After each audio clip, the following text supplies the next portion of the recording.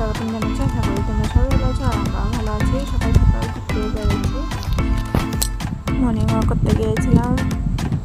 মোনা শুয়েছিল, তার জন্য মোনা যায়নি, আমি আর আমার হাজব্যান্ড গিয়েছিলাম।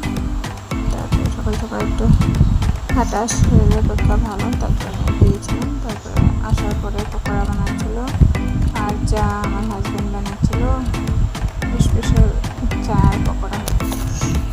কার কার বউ এইভাবে চা পকোড়া বানায় খাওয়ায় কমেন্ট করে জানায় কিন্তু। তারপরে স্নান করে ঠাকুর দিয়ে দিলাম। দেখো ঠাকুর দেওয়া কমপ্লিট হয়ে গেল।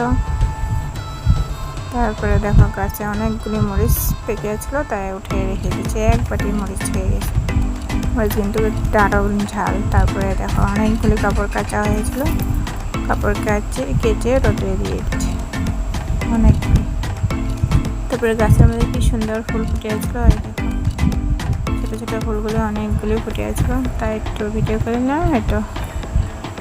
এটা একটা ফুল। তারপরে রান্না বান্না করব, আলু বেগুন ভাজা বানাবো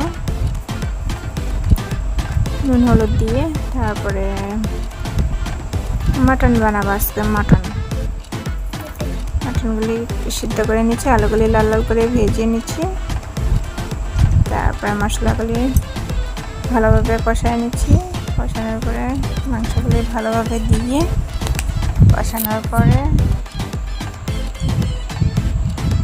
পরিমাণ মতন জল দিয়ে দিচ্ছি ফুলের জন্য।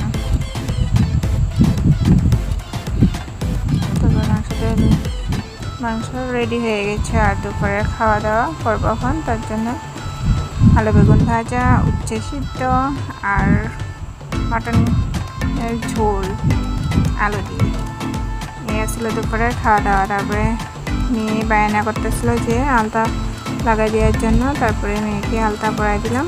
কেমন লাগছে কমেন্ট করে জানাইও। তারপরে মালাগুলি বানানো হয়েছে, প্যাকেটিং করব।